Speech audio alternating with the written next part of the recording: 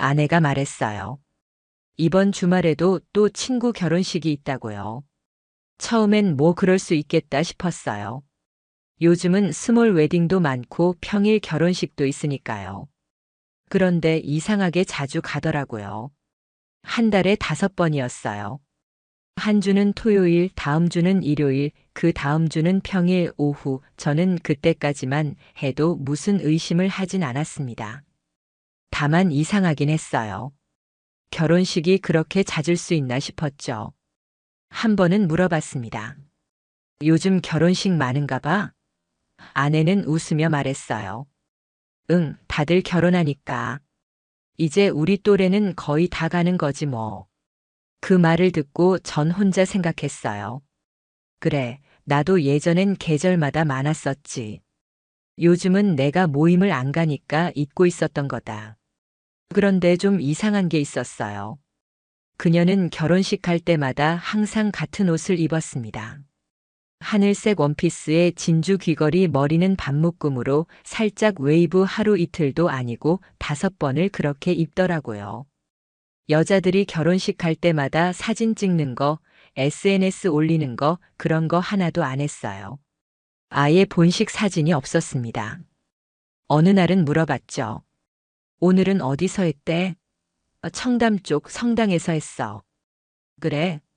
사진은 안 찍었어? 귀찮아서 밥만 먹고 나왔어. 대답은 자연스러웠지만 표정은 그렇지 않았습니다.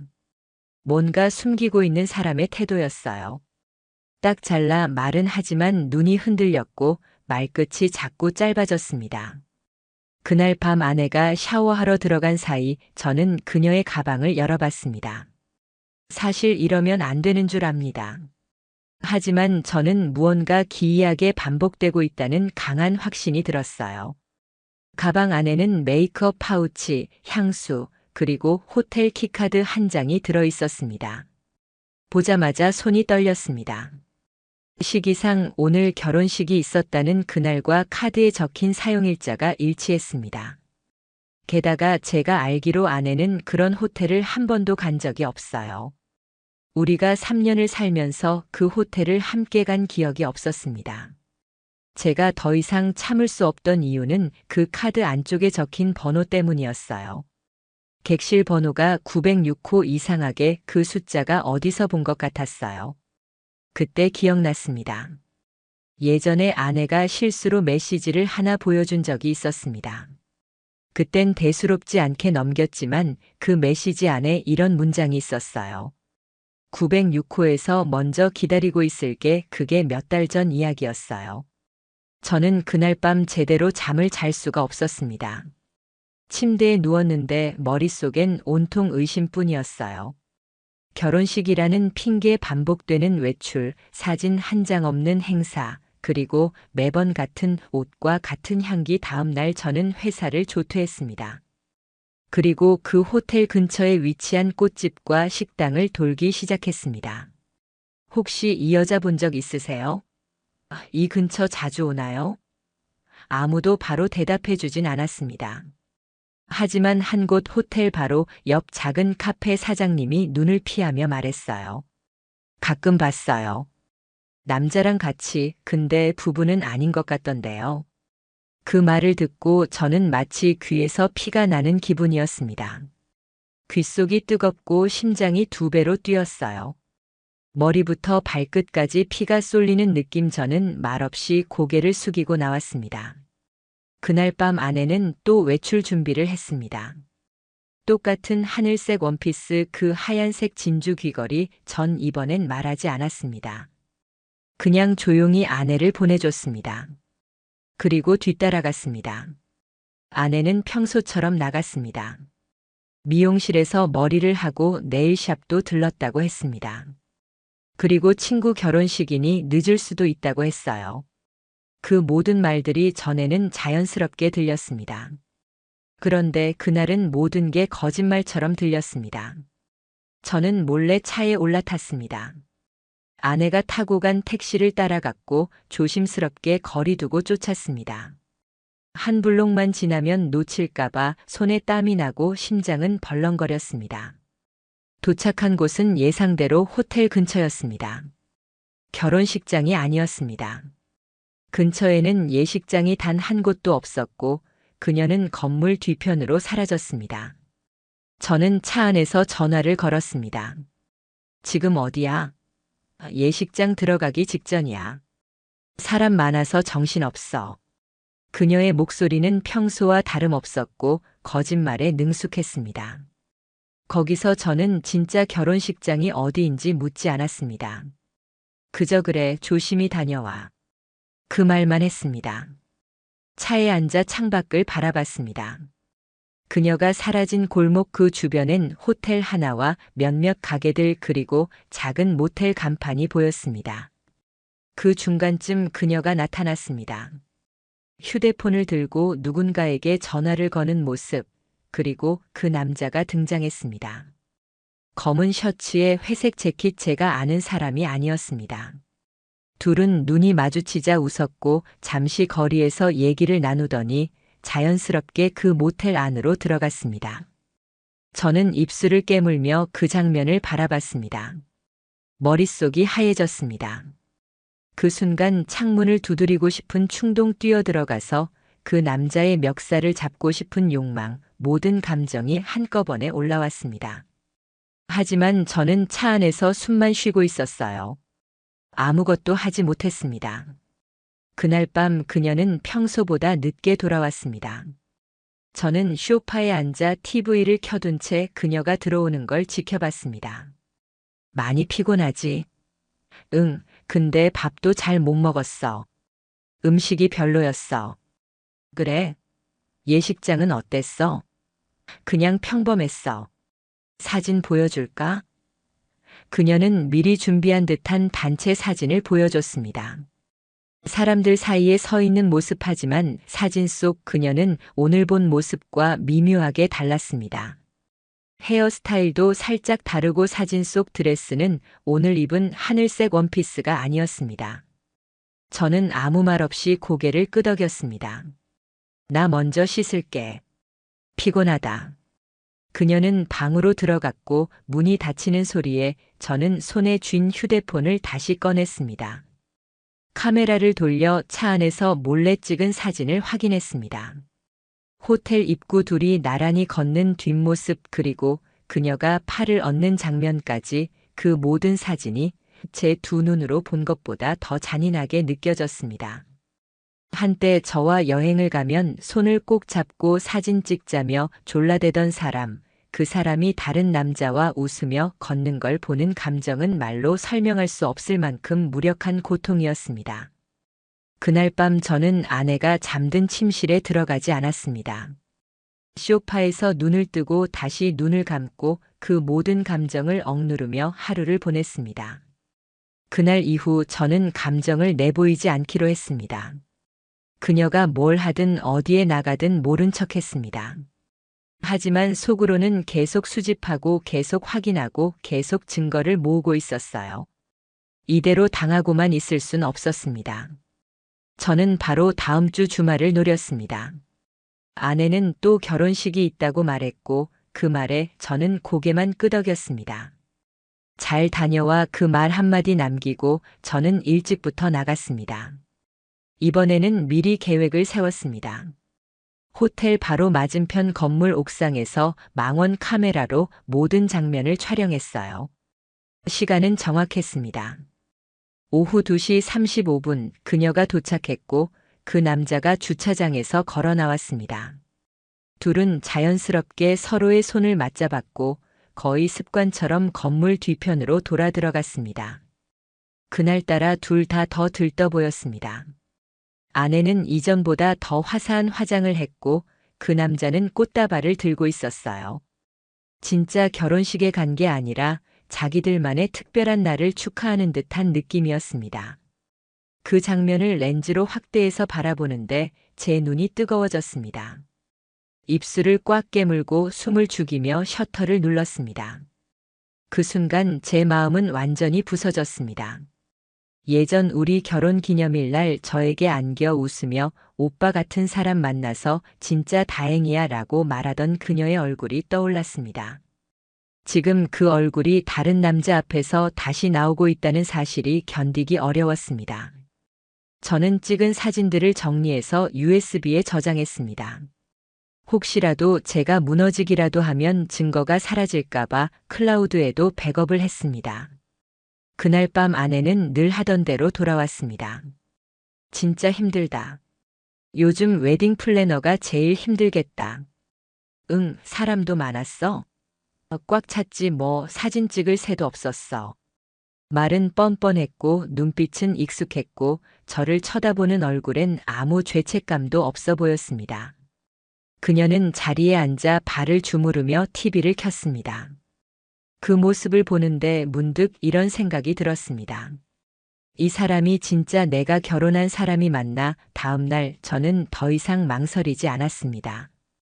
그 호텔 예약 기록을 조회할 방법을 찾았고 결국 그 남자의 이름도 알아냈습니다. 카드사로부터 결제 내역을 확인했고 예약은 모두 그 남자 이름으로 되어 있었습니다. 심지어 그 남자는 그 호텔의 VIP 회원이었습니다. 같은 층, 같은 방, 같은 주말 반복, 그리고 놀라운 사실 하나를 더 알게 됐습니다. 아내는 회사에 주말 출근을 한다며 휴가를 냈던 날들도 모두 이 남자와의 만남과 겹쳐 있었습니다. 저는 정신이 아득해졌습니다. 회사에도 거짓말, 남편에게도 거짓말, 세상 전체를 속이고 자기들만의 세상을 만든 거였습니다. 어느 날 저는 마지막 확인을 하기로 했습니다. 집 안에 있던 아내의 휴대폰을 잠시 빌리는 척하며 열었습니다. 그 안엔 남자와의 사진이 있었습니다. 그리고 906이라는 단어가 적힌 대화방 거기엔 날짜, 시간, 그리고 이런 말이 있었습니다. 이번엔 2박으로 예약했어. 너무 그리웠어. 너만 기다렸어. 그 메시지를 보는 순간 모든 감정이 무너졌습니다. 화가 나서 던질 수도 없었고 울고 싶어도 눈물조차 나지 않았습니다. 그저 속이 타들어가는 것 같은 고통. 저는 그 자리에서 그녀의 폰을 조용히 내려놓고 그날 밤 처음으로 이불을 뒤집어 쓴 채 소리 없이 울었습니다. 그날 이후 저는 아내를 더 이상 같은 눈으로 볼 수 없었습니다. 아침에 일어나 마주하는 얼굴 식탁 너머로 대화하는 순간 이 모든 것이 거짓 위에 세워진 연극처럼 느껴졌습니다. 그녀가 웃으면 소름이 끼쳤고 그녀가 말을 걸면 속이 울렁거렸습니다. 자기 오늘도 회의 있어? 응 짧은 대답 뒤 제가 무엇을 하고 있는지도 모르는 아내는 평소처럼 외출 준비를 했습니다. 저는 이미 이 결혼이 사실상 끝났다는 걸 느끼고 있었습니다. 하지만 저는 끝내기 전에 꼭 진실을 그녀의 입으로 듣고 싶었습니다. 그날 밤 저는 식탁에 앉아 조용히 아내를 불렀습니다. 그녀는 태연하게 제 맞은편에 앉았습니다. 무슨 일이야? 분위기가 저는 조용히 하나의 파일을 꺼냈습니다. USB였습니다. 그리고 노트북에 꽂은 뒤 그 안에 있던 사진 몇 장을 보여줬습니다. 호텔 입구, 그녀의 뒷모습, 팔짱 낀 장면, 꽃을 들고 걷는 모습, 모든 순간을 포착한 이미지. 그녀는 말이 없었습니다. 입을 꾹 다문 채 화면을 똑바로 바라보고 있었습니다. 거짓말 그만하지 그래, 제가 조용히 말했습니다. 친구 결혼식 5번, 그중 1번이라도 진짜였냐? 그녀는 아직도 말이 없었습니다. 숨을 크게 들이마시고 입술을 깨물더니 겨우 말했습니다. 처음엔 진짜 결혼식이었어. 근데 2번째부터는 그냥 그 사람 만나러 간 거야. 그 말 한마디에 제 뒷목이 싸늘해졌습니다. 언제부터야? 작년 가을 회사 워크숍 때 처음 마주쳤어. 그 사람 나랑 같은 부서로 발령났거든. 근데 예전부터 알고 지내던 사람이야. 대학교 선배. 그녀는 말을 이어갔습니다. 그냥 처음엔 밥 한 끼였어. 근데 그 사람이 나한테 예전 모습 그대로라고 하더라고. 편하고 재밌고 위로가 됐어. 위로가 됐다고. 난 뭐였는데? 결혼까지 해놓고 내가 가족을 지키려고 일하는 동안 내가 받은 위로는 그 모텔 안에서였어. 제 목소리는 떨리고 있었습니다. 분노, 허탈, 경멸, 그리고 아직도 희미하게 남은 미련까지 너 한 번이라도 나를 생각한 적 있었어? 그녀는 고개를 숙였습니다. 미안해. 내가 그 사람한테 감정이 생긴 건 맞아. 그냥 잠깐 흔들렸던 거야, 잠깐. 한 달에 5번씩 만나고 호텔을 정기적으로 예약해가며 그게 잠깐이라고. 저는 책상을 탁 치고 일어났습니다. 내가 잠깐 흔들리는 동안 나는 뭐였는데 바보였냐. 그녀는 아무 말이 없었습니다. 그 어떤 변명도 그 어떤 눈물도 지금의 상황을 되돌릴 수 없다는 걸 스스로도 알고 있었을 겁니다. 저는 마지막으로 물었습니다. 그 남자, 이름이 뭐야? 그녀는 대답하지 않았습니다. 회사에는 어떻게 말할 거야? 상사한테는? 그녀는 아직도 고개를 숙이고 있었습니다. 그 순간 저는 깨달았습니다. 이 사람은 지금까지 단 한 번도 제게 제대로 고개를 들고 책임지는 모습을 보여준 적 없다는 걸.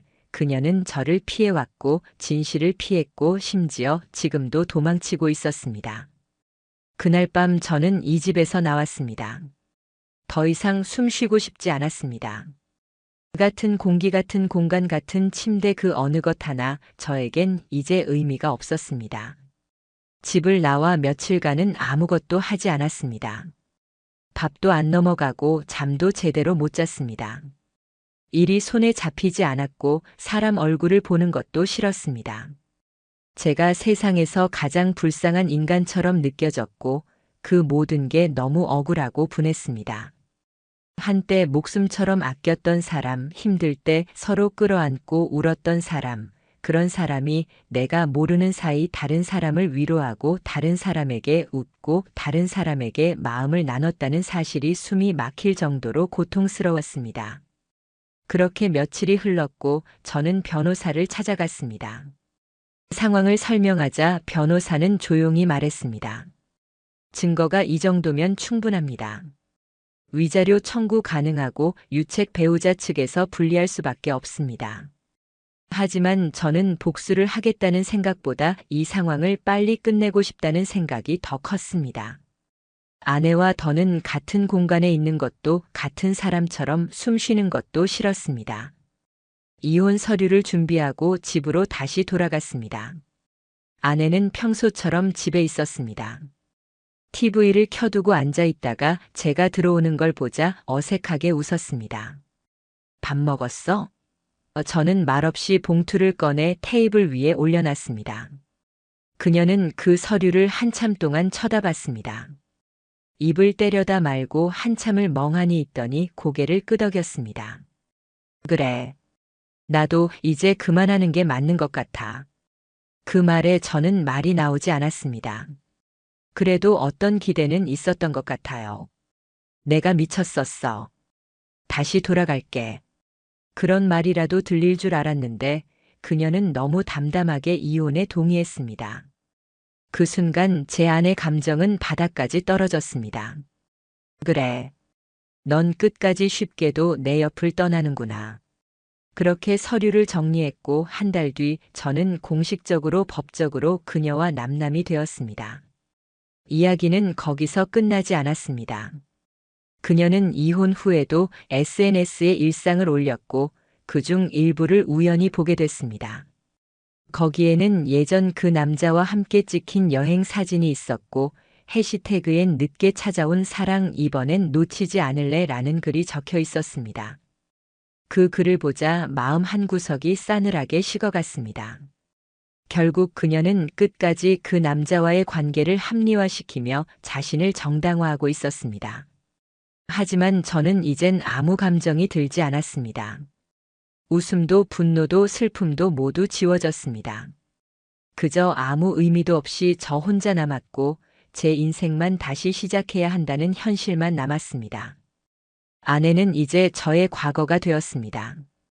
좋았던 기억도 상처로 남은 흔적도 이제는 그저 지나가는 이야기처럼 흩어졌습니다. 그리고 저는 다짐했습니다. 다시는 누군가에게 모든 걸 다 주지 않겠다고. 사랑이라는 이름으로 진심을 쏟아도 상대방이 그걸 발로 차버릴 수 있다는 걸 뼈저리게 느꼈으니까요. 저는 평범한 직장인이었어요. 결혼한 지는 6년이 넘었고 아내와는 큰 다툼 없이 그럭저럭 잘 살고 있다고 생각했어요. 저희는 맞벌이를 하면서도 서로 존중하는 편이었고 아내는 예전부터 자영업에 관심이 많았습니다. 결혼 전부터 창업하고 싶다는 이야기를 자주 했고 특히 카페 같은 공간에 대한 로망이 있었던 것 같아요. 처음엔 그냥 그런 말이겠거니 생각했는데 어느 날 퇴근하자마자 아내가 진지한 얼굴로 말하더라고요. 나 진짜 카페 열고 싶어. 지금 아니면 못할 것 같아. 순간 뜬금없긴 했지만 예전부터 꿈꾸던 일이니 진심이겠구나 싶었어요. 저는 솔직히 걱정이 앞섰어요. 요즘 같은 시기에 창업이 쉽지 않잖아요. 실패하면 손해가 크고 리스크도 너무 많아서요. 그래서 조심스럽게 말했죠. 카페는 경쟁도 심하고 요즘 시대에 너무 위험한 거 아니야? 하지만 아내는 이미 마음을 굳힌 듯 보였어요. 평소보다 훨씬 강하게 설득하더라고요. 사업 계획도 있다고 하고 이미 자금도 대출로 마련할 수 있는 경로가 있다고 말했어요. 저는 어딘가 이상하다는 생각이 들었지만 결국 믿고 지지해 주기로 했습니다. 결혼한 사이에 그런 꿈마저 꺾는 게 더 큰 상처일 거라 생각했어요. 그런데 이상하게도 창업 준비가 시작된 이후부터 아내의 행동이 조금씩 달라지기 시작했어요. 우선 퇴근 시간이 일정하지 않았습니다. 예전엔 늘 오후 6시 반이면 집에 도착했는데 요즘은 9시를 넘기기 일쑤였어요. 심지어는 새벽 1시에 들어온 날도 있었어요. 카페 인테리어 공사나 장비 주문 때문에 정신이 없다며 이해해달라고 했지만 뭔가 석연찮았어요. 저녁을 같이 먹은 게 언제인지 기억도 안 나더라고요. 카페 오픈 준비라고는 했지만 정작 저한테는 자세한 진행 상황을 공유하지 않았어요. 어디에 위치한 건지도 정확히 알려주지 않았고 같이 가보자고 말해도 아직 공사 중이라 너무 지저분해. 오픈하고 예쁘게 꾸미면 그때 초대할게. 이 말만 반복했어요. 저는 이해한다고 말은 했지만 속으로는 불편한 감정이 쌓이고 있었습니다. 그리고 또 하나 아내가 스마트폰을 거의 손에 쥐고 사는 듯 보였어요. 잠시라도 자리를 비우면 휴대폰을 꼭 들고 다녔고 가끔 카톡 알림이 울리면 화면도 못 보게 숨기더라고요. 어느 날은 제가 무심코 요즘 누구랑 연락 자주 해? 하고 묻자 순간 눈빛이 흔들리는 걸 봤어요. 바로 창업 관련자들이랑 이것저것 얘기하느라 그래. 이제는 혼자 다 못하겠더라고. 하고 웃어넘겼지만 그 표정이 너무 낯설었습니다. 게다가 주말마다 집을 나서는 시간이 점점 빨라지고 있었어요. 예전엔 주말 아침이면 같이 커피 마시며 여유를 즐기곤 했는데 지금은 토요일 아침 7시도 되기 전에 옷 입고 나가더라고요. 오픈 준비가 너무 바빠서라는 말만 반복됐어요. 이상하게도 주말이면 화장도 진하게 하고 옷도 더 신경 쓴 듯 보였어요.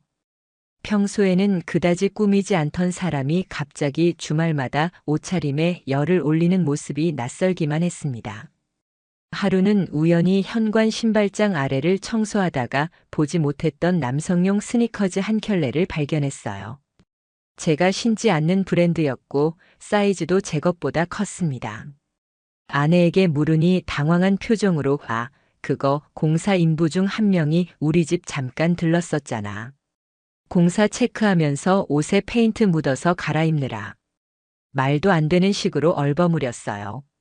저는 그 순간 뭔가 잘못되고 있다는 직감을 강하게 느꼈습니다. 그리고 결정적인 건 어느 날 아내의 차량 블랙박스가 꺼져 있던 겁니다.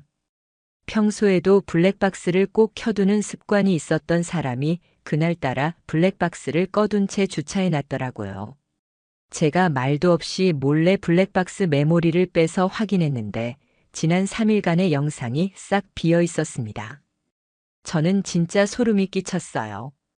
일부러 지운 게 아니라면 그렇게 될 리가 없거든요. 그날 밤 저는 거의 잠을 못 잤습니다. 머릿속에서 별의별 상상이 다 들었고 아내의 모든 행동 하나하나가 의심스러워지기 시작했어요. 그동안 제가 몰랐던 아내의 이면이 있을 수 있다는 생각만으로도 숨이 턱 막혔어요. 제 옆에 앉아 웃던 그 얼굴 뒤에 다른 사람이 있었다면 저는 진실을 알아야겠다고 결심했어요. 단순한 의심을 넘어서 모든 걸 확인해야겠다고 마음먹었습니다. 저는 조금씩 움직이기 시작했습니다. 아무 말 없이 조용히 치밀하게 아내가 숨기고 있는 것들을 하나씩 파헤치기 위해서요. 제가 처음으로 한 일은 아내의 차량 위치 추적이었습니다. 그동안은 서로의 프라이버시를 존중한다고 위치 공유 같은 건 하지 않았거든요. 하지만 이번만큼은 예외였어요. 아내의 휴대폰에 몰래 위치 공유 앱을 설치해뒀습니다. 그렇게 며칠을 조용히 지켜봤어요. 그리고 드디어 이상한 점을 하나 포착했어요.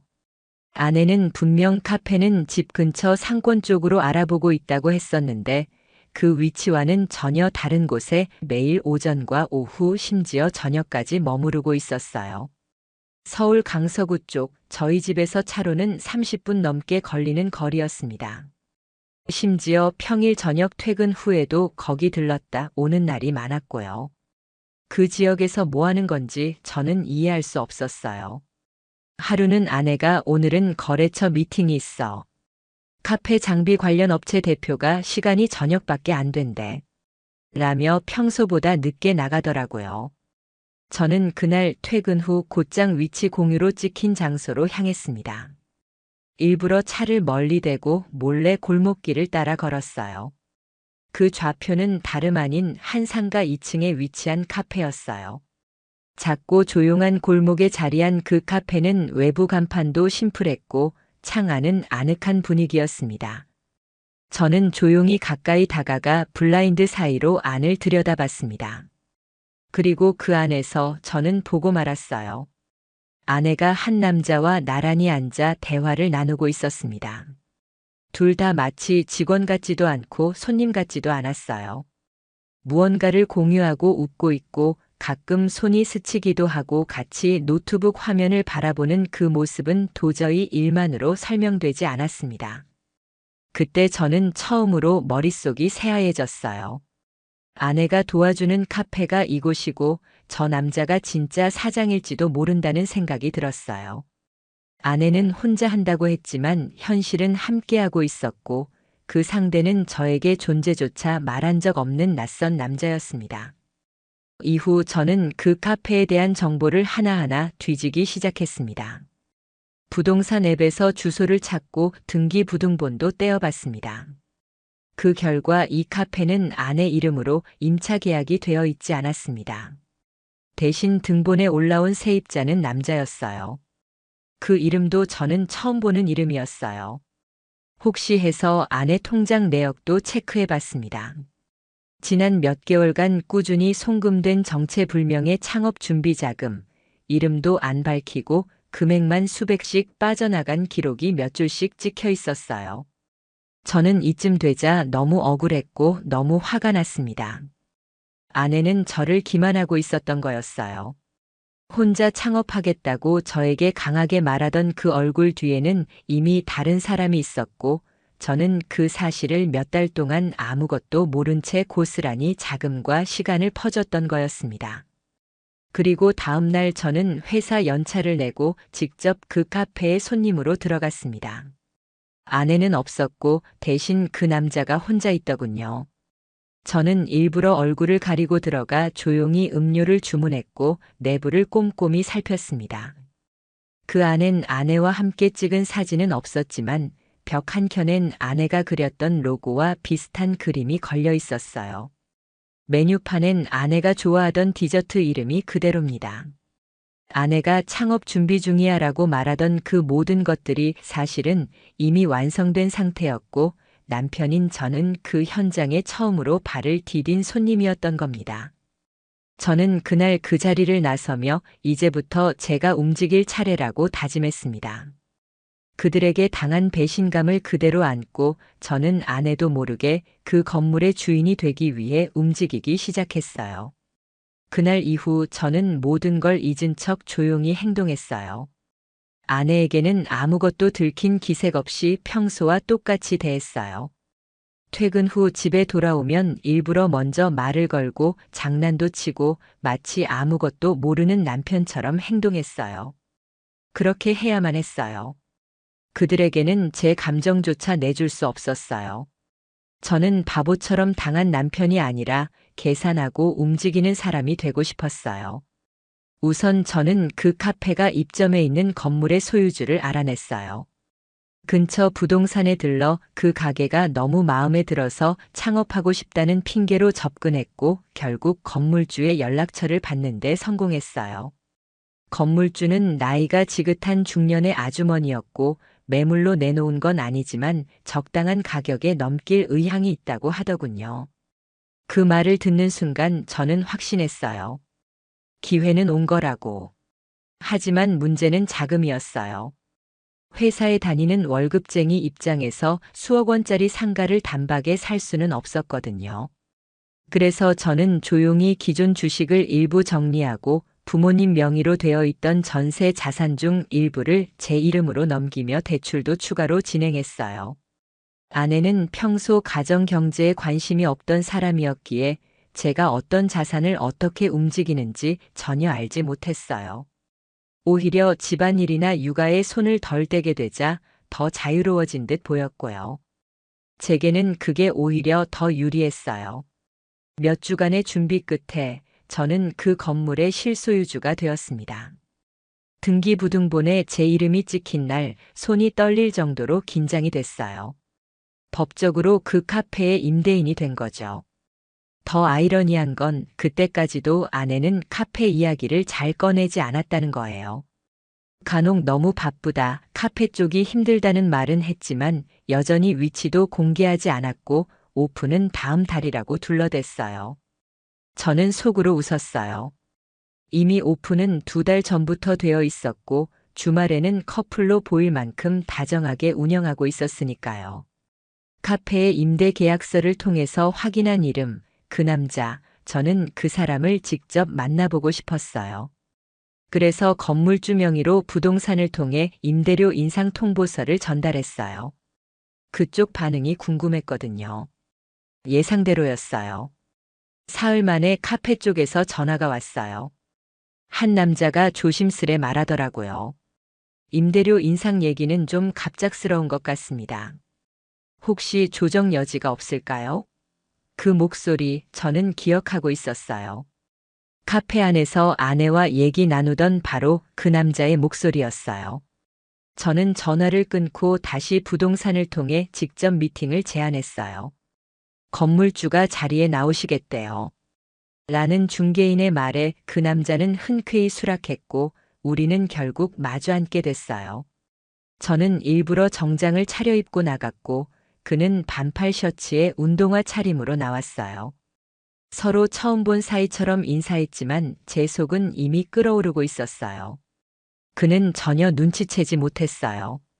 제 아내와 함께 그 가게를 꾸며가고 있는 걸 저는 모두 알고 있었는데 그는 그저 건물주님 앞에 앉아 예의 바르게 말하는 사람일 뿐이었어요. 저는 일부러 냉정하게 말했어요. 앞으로 계약 갱신은 없을 겁니다. 점포를 비워주셔야 할 수도 있어요. 그 대신 좋은 조건으로 권리금 정리해드리겠습니다. 그는 당황했어요. 갑자기 왜 그러냐며 얼마 전에 인테리어 공사도 마쳤다고 했고 앞으로 카페 운영이 본격화된다고 했어요. 저는 눈 하나 깜짝하지 않고 말했어요. 운영자분이 사전에 건물주와 협의하지 않은 채 진행하신 게 있어서 문제가 좀 생긴 것 같습니다. 저도 새 주인이라 책임을 지기는 어렵습니다. 그는 초조해졌어요. 커피를 마시던 손이 떨렸고 눈빛이 흔들리기 시작했어요. 제 아내는 그 자리에 없었지만 저는 그 남자의 표정만 봐도 느껴졌어요. 이제서야 본격적으로 두 사람의 위기가 시작된다는 걸요. 그리고 저는 그날 밤 아무렇지도 않은 얼굴로 집에 들어갔어요. 아내는 샤워 중이었고 저는 평소처럼 거실에 앉아 TV를 켰어요. 하지만 마음속에는 수천 개의 질문이 맴돌았어요. 그녀는 지금 내가 뭘 하고 있는지도 모를 거예요. 아니, 그녀는 아직도 모든 걸 자신이 통제하고 있다고 생각하겠죠. 하지만 이제 모든 판은 제 손 안에 있었어요. 건물 계약을 마치고 그 상간남과의 대면까지 끝낸 후 저는 기다렸습니다. 그들이 어떻게 나올지, 그리고 아내가 언제쯤 저에게 입을 열지. 하지만 놀랍게도 아내는 아무 말도 없었습니다. 오히려 며칠 동안 더 친절해졌어요. 퇴근 후에는 제가 좋아하는 반찬을 만들어주고 주말에는 같이 영화 보자는 말까지 꺼내더군요. 저는 그런 아내의 행동이 더 무섭게 느껴졌어요. 이미 들통난 사실을 모른 채 이렇게까지 연기를 하다니 저는 확신했습니다. 이 사람은 절대 스스로 말하지 않겠구나. 그래서 제가 입을 열기로 했어요. 주말 저녁 저희 둘만 있는 거실에서 저는 조용히 운을 띄웠습니다. 너 카페 오픈한 거 아직도 준비 중이라고 생각해? 그 말에 아내는 숟가락을 들고 있던 손을 멈추더군요. 잠시 정적이 흐르더니 아직 내부 마감이 안 끝나서 하고 또 둘러대더라고요. 저는 식탁 서랍에서 등기부등본 사본을 꺼내서 책상 위에 올려놨어요. 이게 뭔지 알지? 내가 운영 중인 그 카페, 지금 건물주가 누군지 알아? 아내는 그 종이를 보고도 잠깐 멍하더니 곧 표정이 무너졌습니다. 당신이 이걸 어떻게 그제야 아내는 눈치를 챘어요. 모든 걸 알고 있다는 걸요. 내가 그 건물 샀어. 너희 둘이 운영 중인 카페. 이제 매달 나한테 임대료 내야 돼. 제 목소리는 덤덤했어요.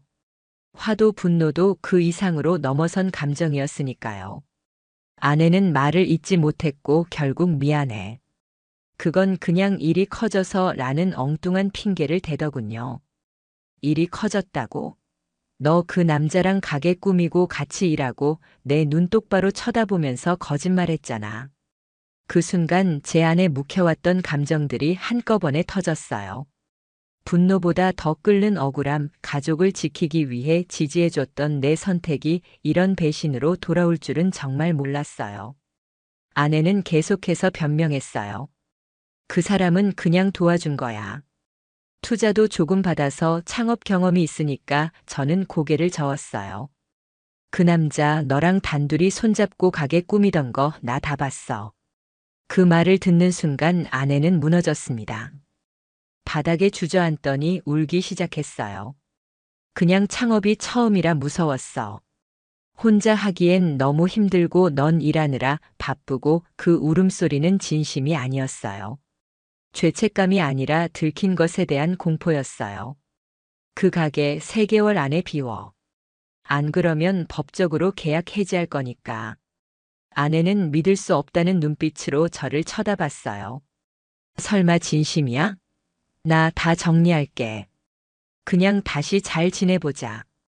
이건 그냥 한순간의 실수였어. 그 순간 저는 이렇게 말했어요. 한순간의 실수가 어떻게 건물까지 만들 수 있냐? 넌 거짓말을 습관처럼 해왔고 나는 그걸 다 참아줬는데 이제는 끝이야. 그날 밤 아내는 거실에서 아무 말 없이 웅크리고 있었고 저는 침실 문을 잠그고 들어갔어요. 그녀가 무슨 생각을 했든 이미 돌이킬 수 없는 선을 넘었어요. 그날 이후 저는 더 이상 아내와 어떤 대화도 나누지 않았어요. 마주칠 때마다 침묵이 흐르고 그녀는 제 눈치를 보기만 했습니다. 처음엔 그토록 강하게 울고 매달리더니 시간이 갈수록 점점 조용해졌어요. 본인도 이 상황이 되돌릴 수 없다는 걸 깨달았던 것 같아요. 저는 그 사이 이혼 절차를 준비했어요. 변호사와 상담을 받고 증거 자료를 정리했고 상간남에게 보낼 내용 증명도 준비했어요. 법적으로 철저하게 밟기 위해 감정은 최대한 배제했어요.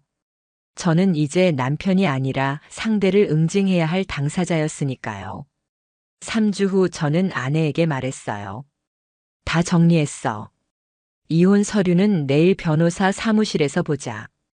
그녀는 말이 없었어요. 그저 눈을 감고 고개를 떨궜습니다. 며칠 뒤 법무법인에서 만났을 때 그녀는 제가 본 것 중 가장 초라한 모습이었어요. 말끔하던 외모도 반짝이던 눈빛도 다 사라지고 그저 피곤하고 지친 얼굴이었어요. 그녀는 저에게 마지막으로 말했어요. 그냥 나중에 보면 알겠지만 난 진심이었어. 하지만 그 말은 더 이상 아무 의미도 없었어요. 진심이었든 아니었든 그건 이미 무너진 신뢰 위에 할 수 있는 말이 아니었거든요. 법적 정리가 끝나고 저는 그 건물을 매각하지 않았어요. 그대로 유지했습니다. 상간 남은 3개월 안에 철수했고 그 자리에 새로운 카페가 들어섰어요. 저는 가끔 그 골목을 지나며 문득문득 떠오르는 기억들을 묻어두곤 했어요. 누구는 이런 일이 드라마 같다고 하겠죠. 하지만 저는 말하고 싶어요. 사람 마음 가지고 장난치는 순간 그 대가는 반드시 돌아온다고요. 저는 지금 혼자입니다. 하지만 외롭지 않습니다. 모든 걸 다 알고도 참았던 나 자신이 자랑스럽고 결국 모든 걸 되찾았기 때문입니다.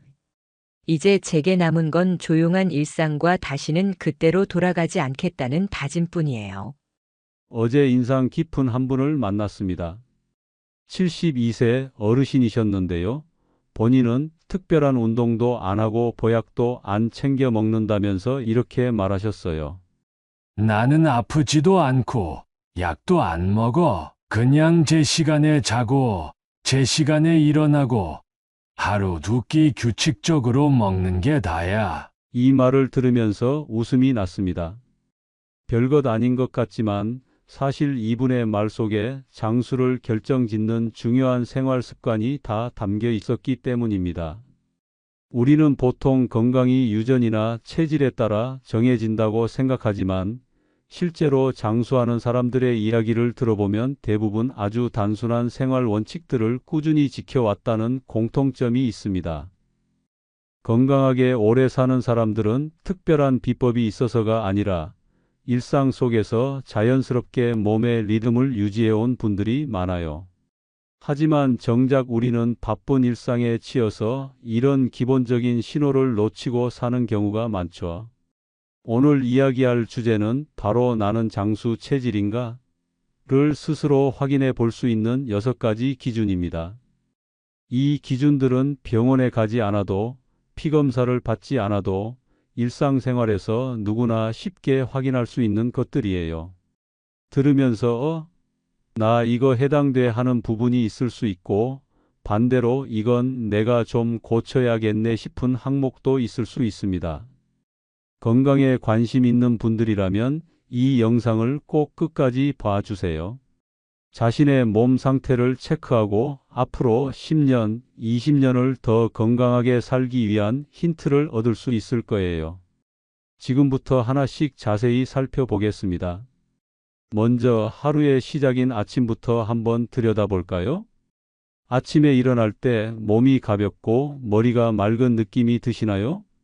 눈을 떴는데도 한참을 뒤척이다가 겨우 일어난다거나 일어나도 피곤해서 한동안 멍하니 있는 분들도 많을 겁니다. 반면 어떤 분들은 눈을 뜨자마자 바로 기지개를 펴고 일어나 산책 나갈 준비를 하시기도 하죠. 사실 아침 컨디션은 하루를 좌우할 뿐 아니라 우리 몸이 회복을 얼마나 잘했는지를 보여주는 신호입니다. 밤사이 충분히 깊은 잠을 자고 세포가 잘 재생됐을 때 우리는 개운하게 일어날 수 있어요. 그런데 이런 상쾌한 아침을 자주 느끼지 못한다면 수면의 질이 낮거나 스트레스가 많이 쌓여 있다는 뜻일 수도 있습니다. 특히 잠에서 깬 직후의 기분도 중요한데요. 하루를 시작하면서 자연스럽게 긍정적인 기분이 든다면 우리 몸의 자율신경이 안정적으로 작동하고 있다는 신호입니다. 이런 감정 상태는 단순한 기분 문제가 아니라 면역력이나 호르몬 균형과도 관련이 있죠. 나는 아침에 일어나면 어떤 느낌이 드는가? 이 질문에 대해 솔직하게 떠올려 보세요. 만약 일어났을 때 몸이 무겁지 않고 상쾌한 느낌이 든다면 여러분은 이미 건강한 생활 패턴을 잘 유지하고 있는 겁니다. 장수 체질에 한 걸음 다가가 있는 거예요. 다음은 아주 기본적이지만 놓치기 쉬운 부분입니다. 매일 화장실을 규칙적으로 가는지 체크해 보세요. 배변은 몸 안에 노폐물을 내보내는 과정이기 때문에 이 리듬이 잘 유지되고 있는지 확인하는 건 생각보다 중요합니다. 건강한 사람일수록 화장실에 가는 시간이 일정한 경우가 많아요. 아침에 일어나서 따뜻한 물 한 잔을 마신 뒤 자연스럽게 배변을 하는 것, 이건 장 건강이 잘 유지되고 있다는 의미입니다.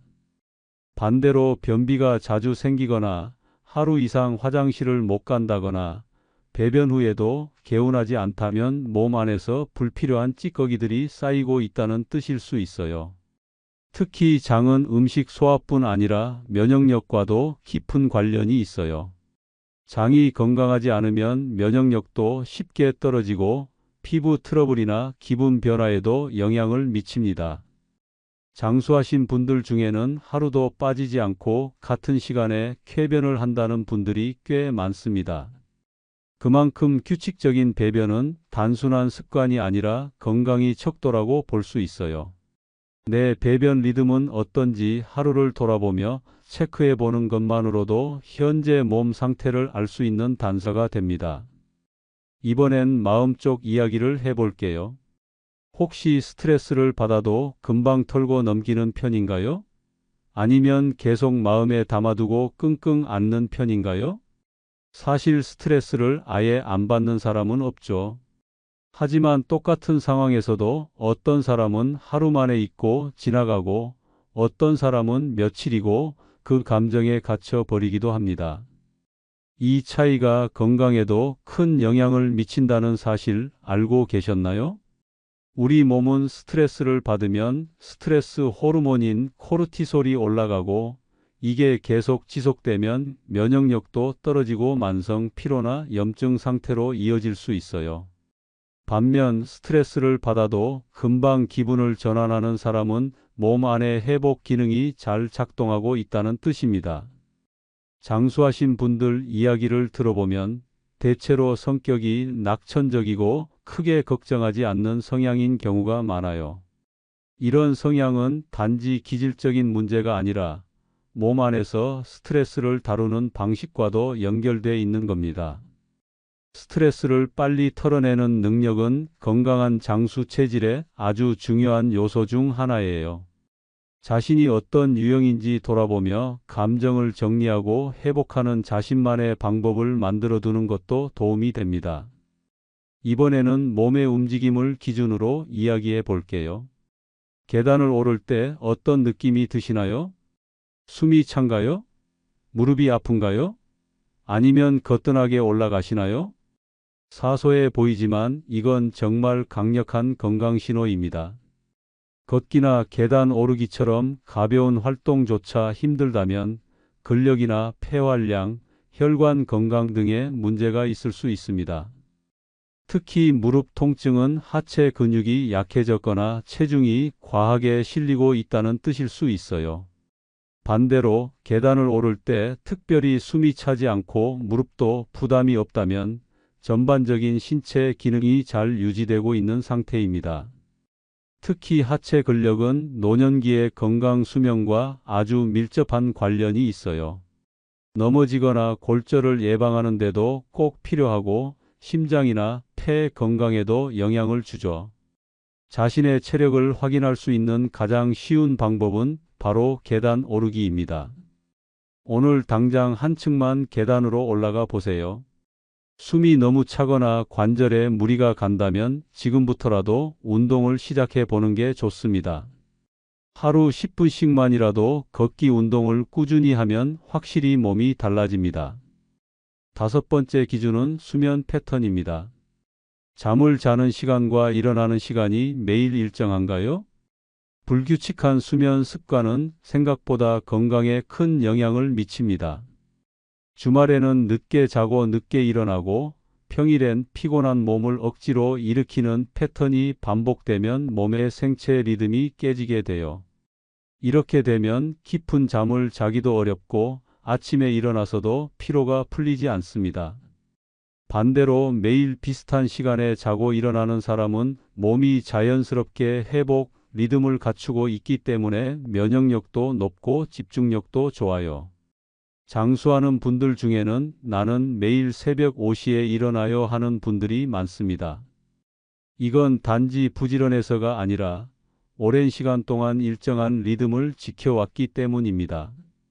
일정한 수면 패턴은 수면의 질을 높여주고 호르몬 분비나 세포 재생에도 큰 도움이 됩니다. 수면 시간보다 중요한 건 수면의 리듬이에요. 내가 자고 일어나는 시간이 매일 다르지는 않은지 한번 점검해 보세요. 마지막으로 스스로에게 꼭 물어봐야 할 질문입니다. 최근 1년 동안 병원에 갈 일이 거의 없었나요? 감기, 장염, 소화불량처럼 사소한 증상이라도 자주 아팠다면 몸의 회복력이 떨어졌다는 뜻일 수 있어요. 반대로 병원에 가지 않아도 별 문제 없이 지내왔다면 몸이 스스로 건강을 유지할 수 있는 힘을 갖고 있다는 거겠죠. 장수하는 분들 중 많은 사람들이 평소에 병원을 거의 가지 않거나 약을 거의 먹지 않는 경우가 많습니다. 이건 단순히 병원에 안 가서가 아니라 평소 몸을 잘 관리하고 회복력을 유지해온 결과예요. 작은 증상에도 병원을 자주 찾게 된다면 생활 습관부터 점검해 보는 게 좋습니다. 지금까지 6가지 기준을 함께 살펴봤습니다. 아침에 개운하게 일어나는지, 규칙적으로 배변을 하는지, 스트레스를 빨리 털어내는지, 계단을 오를 수 있는지, 수면 시간이 일정한지, 최근 1년간 병원을 자주 찾았는지, 이 중 4개 이상 해당된다면 여러분은 지금도 건강한 생활을 잘 유지하고 있는 거예요. 만약 3개 이하에 해당된다면 지금 이 습관을 바꾸고 체질을 되돌릴 수 있는 가장 좋은 타이밍입니다. 건강은 타고나는 것이 아니라 만들어가는 겁니다. 하루하루의 선택이 결국 내 몸을 바꾸고 오래도록 건강하게 살 수 있는 기반이 됩니다. 이 영상이 여러분의 건강 생활에 작은 힌트가 되기를 바랍니다. 좋아요와 구독 눌러주시고 앞으로도 함께 건강한 삶을 만들어가요. 감사합니다.